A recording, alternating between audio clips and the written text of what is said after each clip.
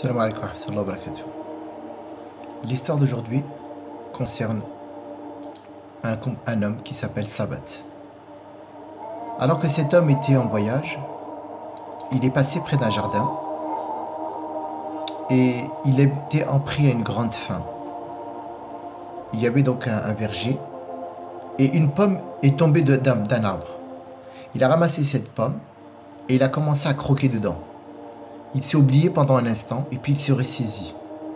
Il s'est dit peut-être que cette pomme-là ne m'est pas licite. Ce jardin appartient à un propriétaire et je n'ai pas le droit de goûter à cette pomme. Alors il a vu le jardinier qui travaillait, pensant que c'était le propriétaire, il lui a dit « Je te demande de me pardonner, je te redonne la moitié de cette pomme. J'ai consommé cette pomme sans en y avoir droit. » Le jardinier de lui dire « Je ne suis pas le propriétaire de ce jardin, c'est cette maison qui est juste attenante à ce jardin. Allez lui présenter vos excuses. » Alors il s'est rendu auprès du propriétaire en lui disant « Écoutez monsieur, j'étais pris à une grande faim, je me suis oublié, j'ai commencé à manger de la pomme. Pardonnez-moi. » L'homme le regarde dans les yeux en lui disant « Je te pardonnerai qu'à une seule condition, que tu te maries avec ma fille. » Sabat s'est dit dans sa tête « Bon, c'est pas quelque chose de trop difficile, au contraire, c'est plus une récompense. » Et l'homme de rajouter « Mais attention, si tu refuses ma condition, je ne te pardonnerai pas le jour du jugement dernier. Et ton jugement sera sévère. Ma fille est muette, aveugle, et elle est handicapée, elle ne marche pas. Et elle est sourde. » L'homme baissa la tête, il réfléchit un moment et pensa à la colère d'Allah Azzawajal le jour du jugement dernier, à laquelle il risquait de s'exposer s'il ne remplissait pas les conditions que lui avait demandé cet homme. Il a dit j'accepte. Donc le jour du mariage, on a amené deux compagnons du prophète pour être témoins de la célébration du mariage.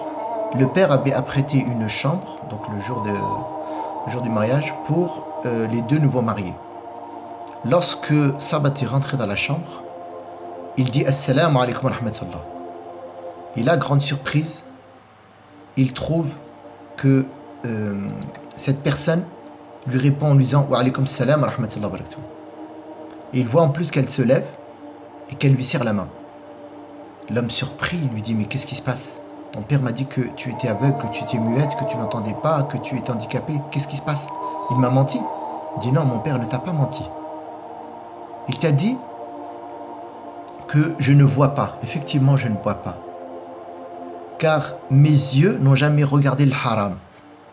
Conformément au verset d'Allah Azza lorsque Dieu dit وَقُلِ الْمُؤْمِنِينَ يَغُضُّوا مِنْ أَبْصَارِهِمْ وَيَحْفَظُوا فُرُوجَهُمْ. Dit aux croyants de baisser leur regard et de préserver leur virginité.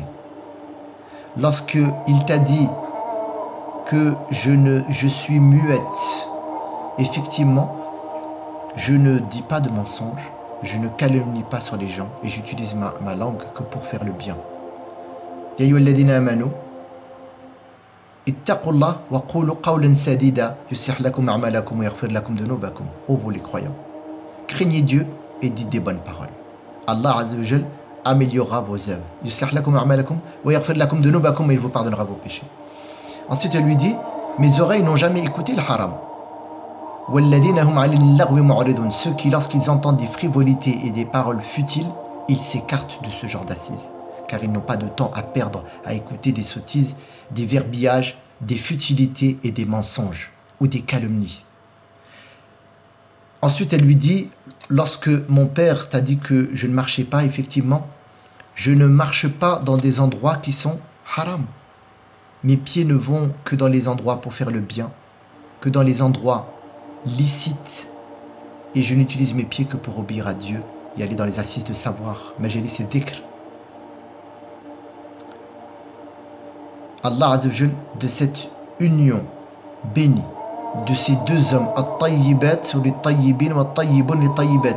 Sachez mes frères et sœurs qui n'êtes pas encore mariés, Allah Azza wa Jal, aux bons il leur accordera les bonnes et aux bonnes il leur accordera les bons, les pieux. Soyez pieux et Allah Azza wa Jal vous accordera une femme pieuse. Soyez pieux tous les deux et Allah Azza wa Jal vous accordera une descendance pieuse.